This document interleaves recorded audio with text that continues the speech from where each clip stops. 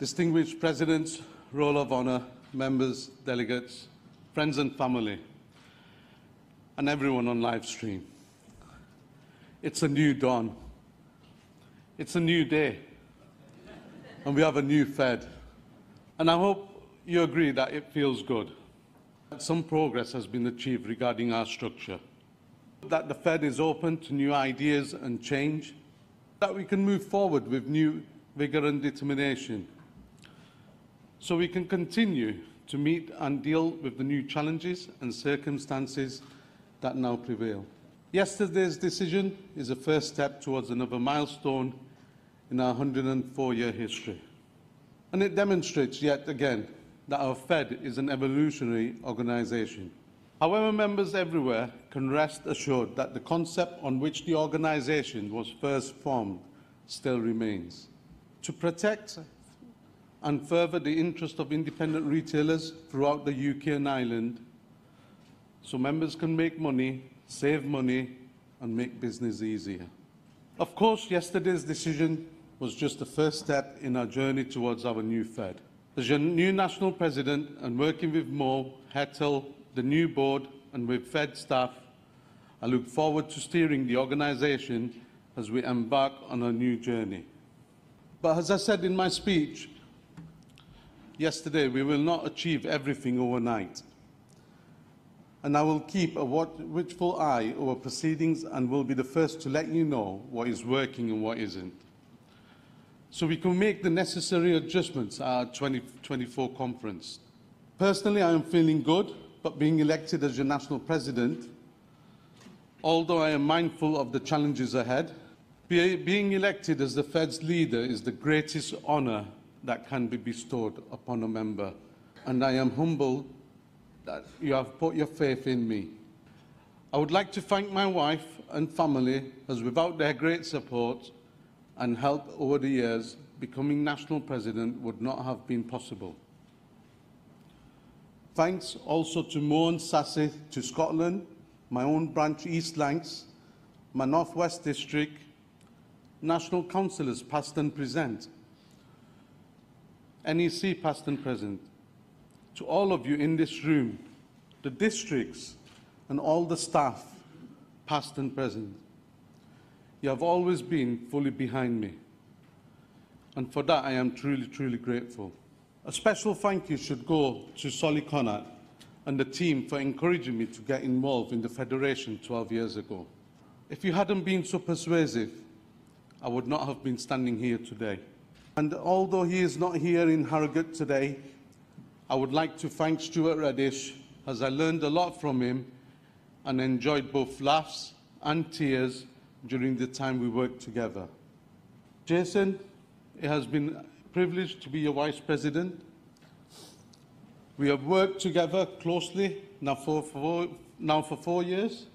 Yes, we have had our bumps along the way, but you have taught me a lot, and our friendship continues to go from strength to strength. I know that the Fed runs through your veins and that every decision you have made has not been taken lightly, but taken with the interest of all members at heart, so we can all make money, save money, and make business easier. Doing this means you have set the bar very high, and you will be very hard act to follow. But follow you, I must, and I will not shirk from this challenge. I do know, however, that I can count on your wholehearted support in the months to come.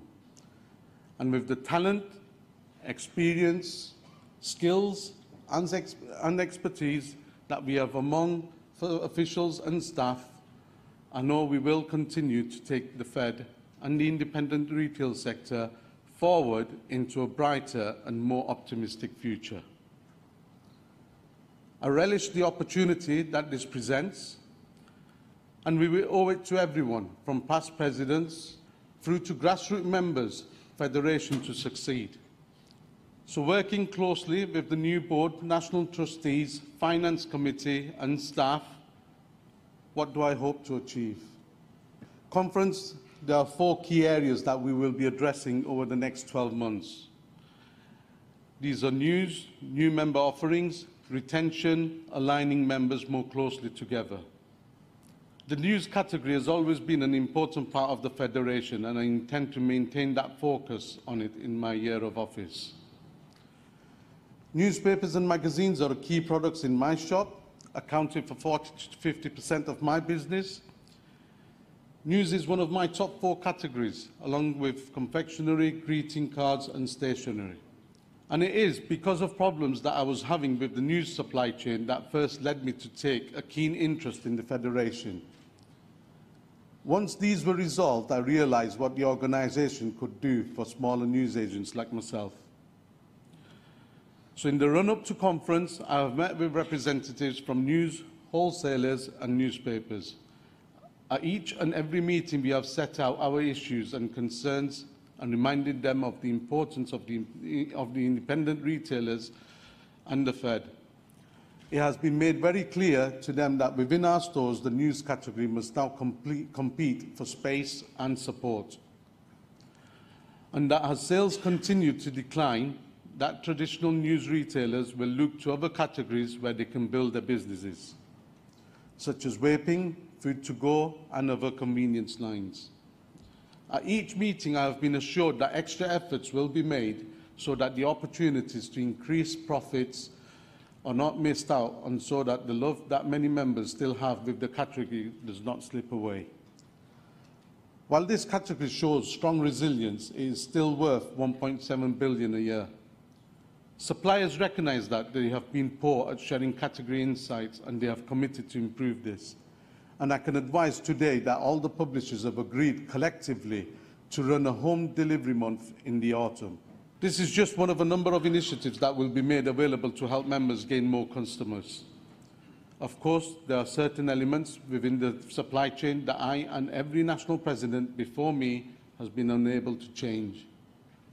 But I am confident that more can be done to make trading within the news category easier. And with our pro-print strategy, I am confident that sales opportunities will increase, service failings will be resolved more speedily, and by working with suppliers more closely, that any fears will wane. Please do not think for 1 second that I accept margin cuts, deferred payments, increases to carriage charges, and poor service. I do not, and I will call out both publishers and wholesalers on this. But when problems do arise, I would remind your colleagues to use the contact centre. As you will have seen from the annual report, doing so really does work.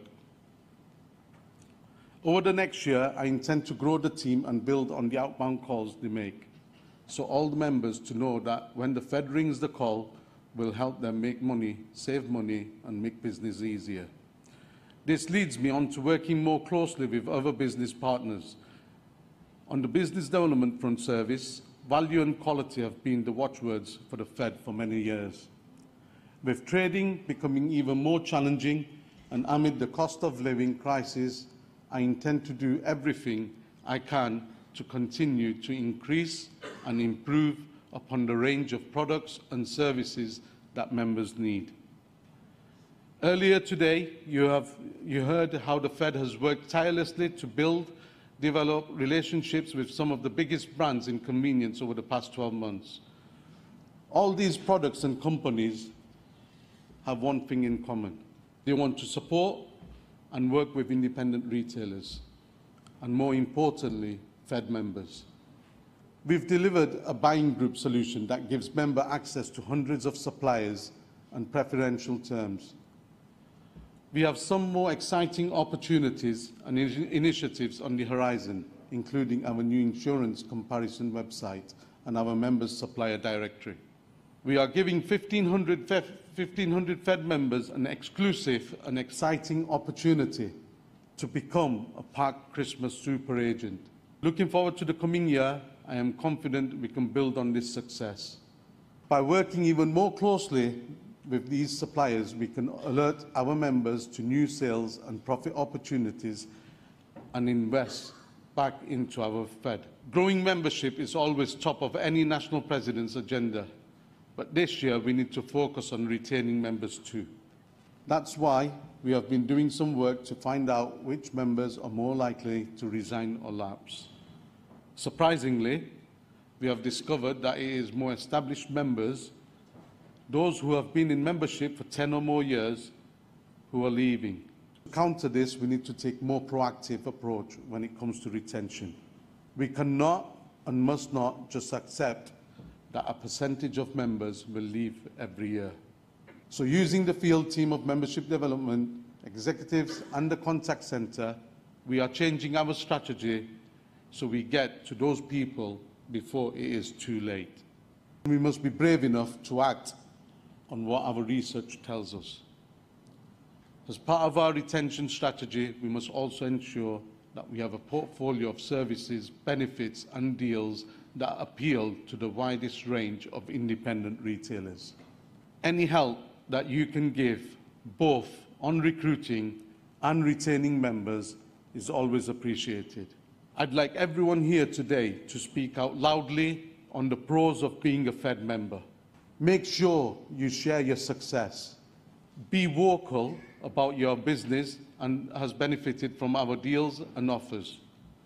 Retweet and repost our social media activity. By shouting from the rooftops, we can ensure that both those new to the Fed and more long-standing colleagues are aware of the raft of initiatives, support and advice that we provide.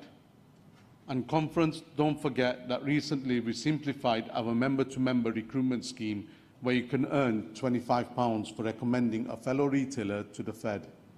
Bringing members closer and getting them behind this great organisation is my final key focus.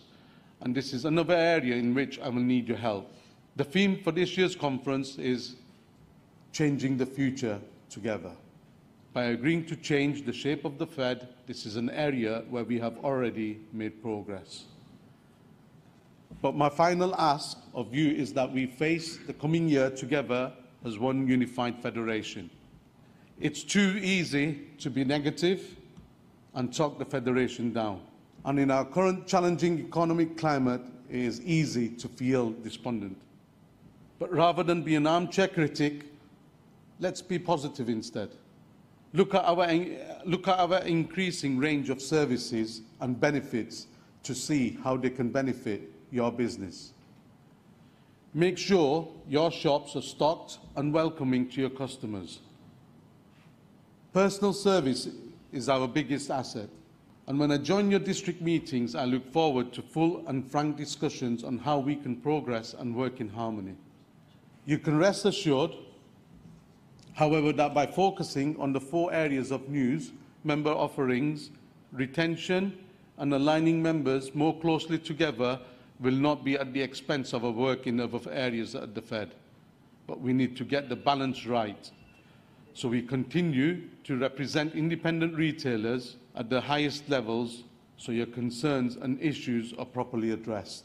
To members in Ireland, I will assure you that you will also be getting my full attention so we can continue our journey collectively to give you better representation and benefits. As a board director at Fed subsidiary New Trade Media, it is my goal to build an even stronger relationship with each of its departments and to work with the team for mutual benefit. And I also look forward to working with the NFR and credit union directors to raise awareness of this important member benefit and so improve the financial well-being of Fed members in these demanding trading conditions.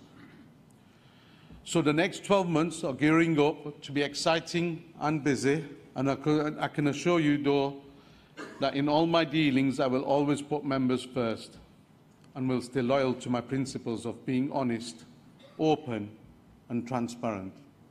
Thank you, Conference, for showing your confidence in me. I look forward to continue counting on your continuing support. By changing the future together, we can and we will be stronger. Thank you.